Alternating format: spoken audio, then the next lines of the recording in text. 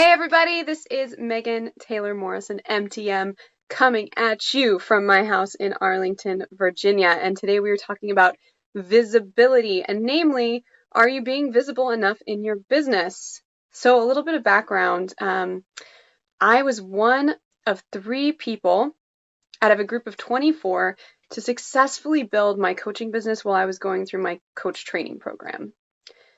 Now, the reason that I assert that this was the case was because I was super visible from the moment that I started that business, and that got me in front of the right people. So visibility is still a big thing for me today. It's still something I'm constantly working on. It's something I want to share with you. And the way to answer this question, am I being visible enough in my business, is to take a look at the results that you're getting in your business. So if you are currently looking for ways to get better results in your business, go ahead and give me some likes, give me some hearts as you're watching this video, because this video is definitely for you. So I'm curious to know from people who are watching this, what are you currently doing to be visible in your business? Are you on Facebook? Are you going to meetups? Are you going to networking events?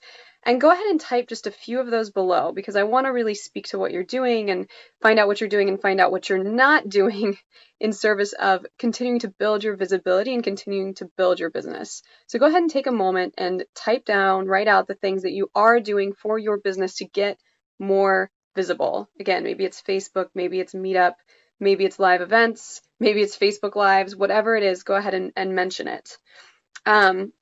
And again, if your business is not where you want it to be yet, visibility is probably a place where you can do some work. What I know is that there's so many clients out there, so many clients, that if you're not finding those clients, it's just because they haven't been able to find you yet either. So connecting to those clients is a direct result of visibility. And so when it comes to how to be visible, again, we're going to create a list below.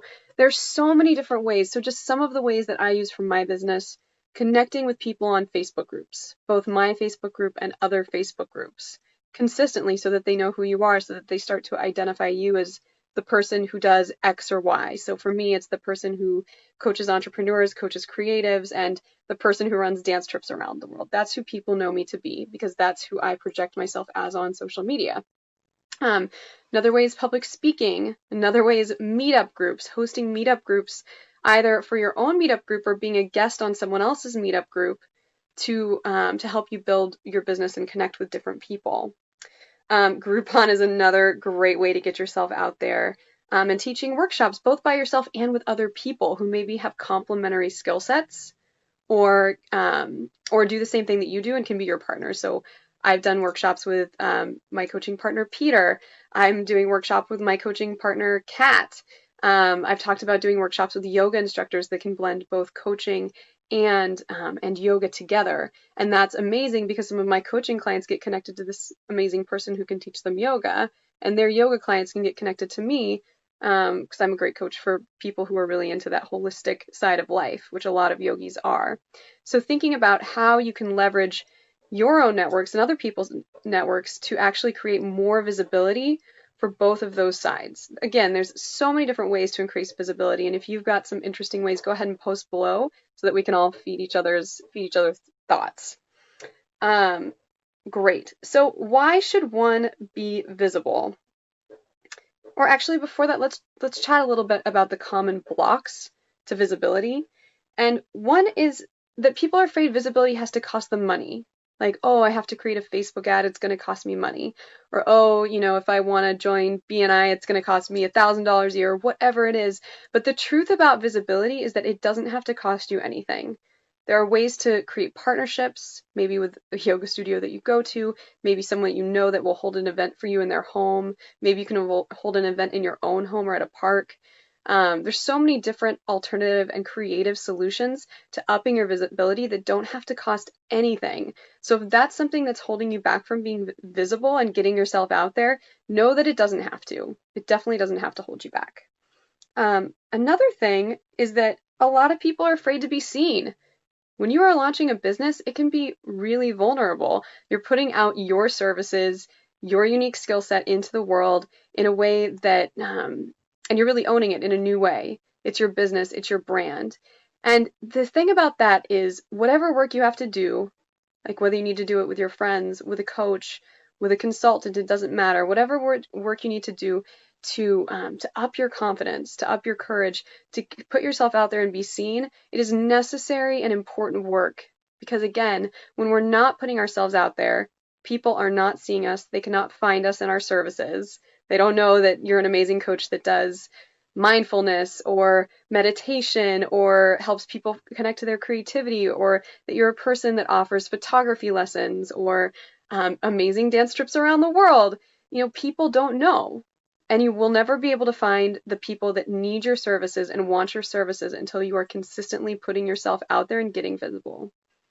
So I always like to say that our what for, which we've talked about in past videos, has to be strong, especially when it's us doing something that's new and uncomfortable. So I want to share with you what some of my what fors are around visibility, because again, visibility isn't always comfortable for me either. In fact, before these Facebook Lives happen, I shake, my adrenaline goes up, I get nervous. This is a new form of visibility for me and one that I'm really working on. So of course it's going to make me nervous. Of course my adrenaline's going to go up. Of course I get a little bit shaky. And of course I'm worried about judgment, what people might think.